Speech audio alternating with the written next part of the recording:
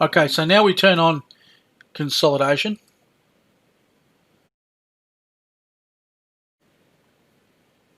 And what will happen is it will pick up that because I've now removed all of the consolidation, everything comes up with a new change type.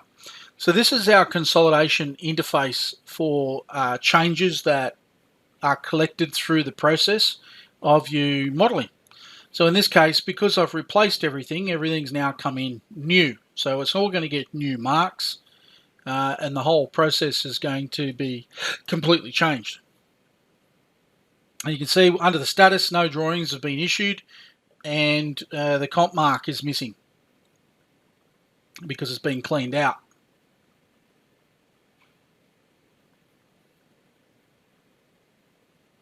So we just wait for this to gather all the information it needs in order for us to start the process of reinserting all the marks and consolidating. So we select everything that we're going to consolidate, and you can see every component has been collected, except for driver sketches, of course. Now we can select which ones we want to process in order to collect it.